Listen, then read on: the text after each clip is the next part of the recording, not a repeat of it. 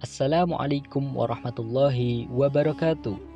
Sahabat-sahabat yang dirahmati Allah, pada video kali ini kita akan menjelajahi kisah luar biasa Abu Musa al-Asy'ari, sahabat Nabi yang terkenal dengan suaranya yang merdu bagaikan seruling keluarga Daud dan kepiawaiannya memimpin dua wilayah sekaligus. Mungkin tidak setenar sahabat lainnya, namun kisahnya penuh dengan pelajaran berharga dan teladan inspiratif. Mari kita jelajahi kisah inspiratif bersama Abu Musa al-Asy'ari. Selamat menyaksikan.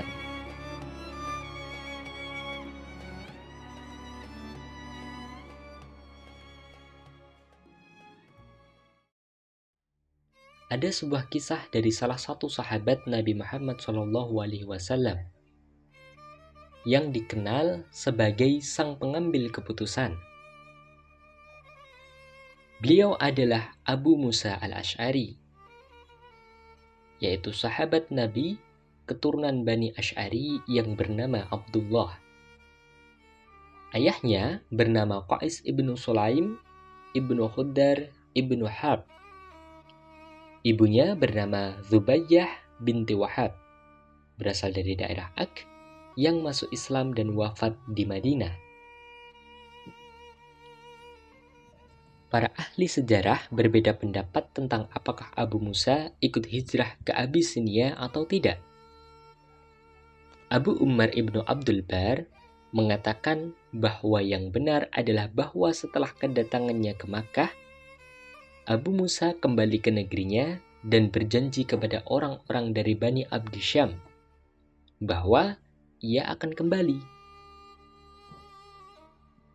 Di sana, ia tinggal beberapa hari, hingga pada suatu hari datanglah rombongan Bani Asy'ari di atas sebuah kapal. Ia pun ikut dengan rombongan tersebut bersama 50 orang lainnya. Namun, angin laut membawa mereka hingga tiba di negeri Raja Najasyi. Rombongan itu merapat di Abyssinia bertepatan dengan kepergian rombongan Ja'far ibnu Abu Thalib. Maka kedua kapal itu, yaitu kapal Bani Asy'ari dan kapal rombongan Ja'far, berlayar beriringan menuju ke Madinah untuk bergabung dengan Nabi SAW dan kaum muslim.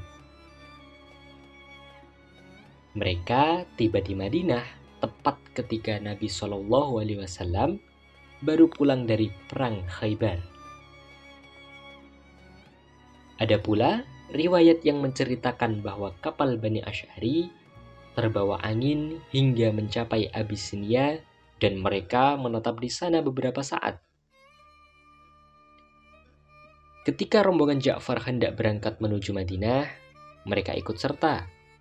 Karena alasan itulah, Ibnu Ishaq berpendapat bahwa Abu Musa ikut berhijrah ke Abyssinia. Wallahu a'lam bishawab. Abu Musa dikenal pemberani, mulia, dan penunggang kuda tanpa tanding.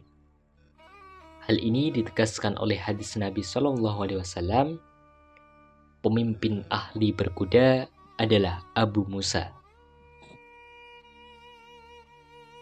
Abu Musa diangkat menjadi gubernur Basrah pada 17 Hijriah menggantikan Al-Mughirah. Ketika menjabat sebagai gubernur Basrah, Khalifah Umar radhiyallahu anha mengirimkan surat kepadanya yang berbunyi, "Pergilah menuju Ahwas." Maka Abu Musa segera berangkat menuju Ahwas dan menaklukkan kota itu tanpa peperangan. Tidak lama berselang, Abu Musa juga berhasil menaklukkan Isfahan pada 23 Hijriah. Abu Musa juga dipercaya oleh Rasulullah SAW untuk menjadi wali kota Zubaid dan Adn. Pada masa Khalifah Umar, ia diangkat sebagai gubernur Basrah dan ia menyaksikan wafatnya Abu Ubaidah ibnu Al-Jarrah di Syam. Sebelum mengutus Mu'az ibnu Jabal ke Yaman, Rasulullah SAW mengutus Abu Musa al-Ash'ari untuk mengajarkan Al-Quran dan agama Islam kepada penduduk di sana. Ketika melepas siapapun untuk menjadi utusannya, Rasulullah SAW selalu berpesan, "Permudahkanlah dan jangan mempersulit. Berilah kabar gembira dan jangan menakut-nakuti. Dan hendaklah kalian bersatu padu." Pesan seperti itu pula lah yang dikatakan Rasulullah SAW kepada Abu Musa al-Ash'ari. Ketika mendapat perintah dari Rasulullah SAW, Abu Musa bertanya, "Wahai Rasulullah, sesungguhnya di negeri kami ada minuman keras dari gandum dan minuman keras dari madu." Nabi SAW menjawab, "Setiap yang memabukkan adalah haram."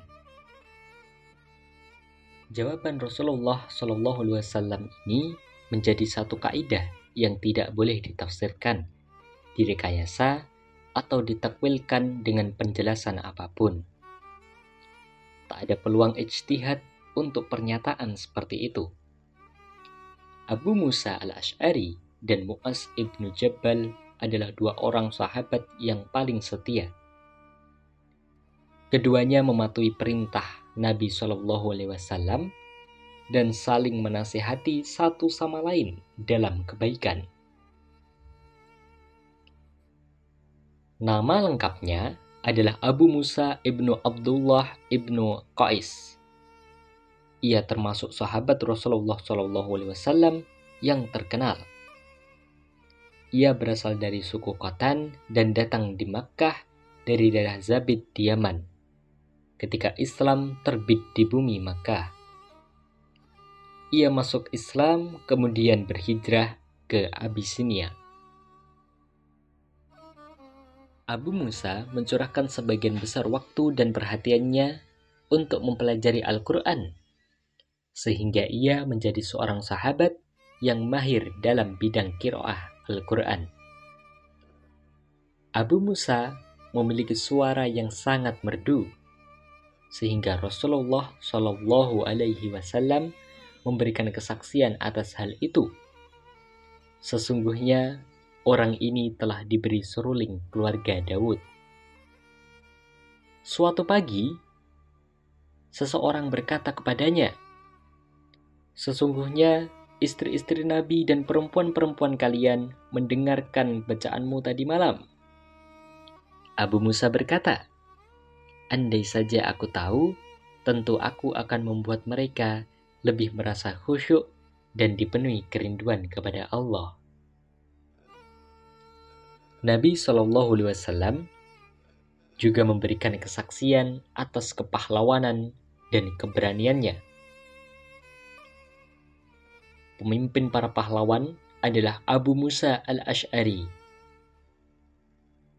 Nabi SAW mengagumi kecakapan dan ketegasan Abu Musa, sehingga suatu ketika Rasulullah SAW bersabda, "Seorang hakim tidak boleh memberikan keputusan hingga telah nyata kebenaran baginya, seperti jelasnya perbedaan antara malam dan siang."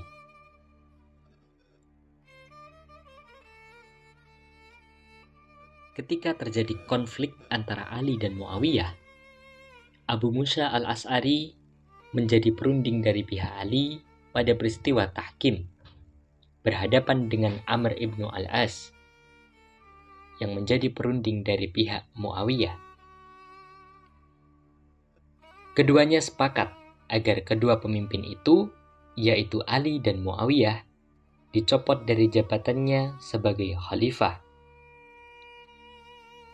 Amr ibnu al-As memintanya berbicara terlebih dahulu, sehingga Abu Musa al-Asy'ari maju dan mengatakan, "Aku mencopot Ali dan Muawiyah dari jabatan khalifah."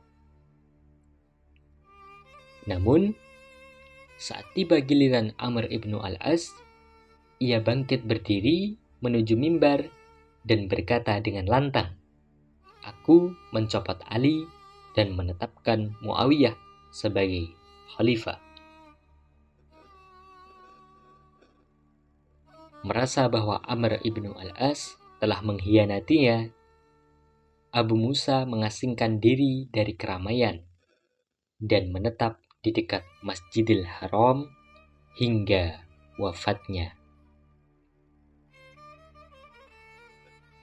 Itulah Sobat Titik Bersua, cerita dari sang pengambil keputusan, Abu Musa al-Asy'ari, yaitu sahabat Rasulullah yang memiliki sifat mulia. Dan semoga Allah merahmatinya. Dan semoga cerita ini menjadi pelajaran untuk kita semua, agar tetap mencontoh sifat-sifat dari sahabat Rasulullah Shallallahu Alaihi Wasallam untuk senantiasa memperbaiki diri ke arah kebaikan. Wassalamualaikum warahmatullahi wabarakatuh.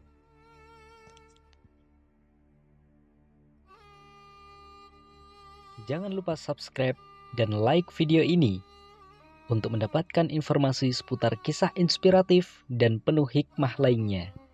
Satukan hati, kita mulai perubahan di Titik Bersua.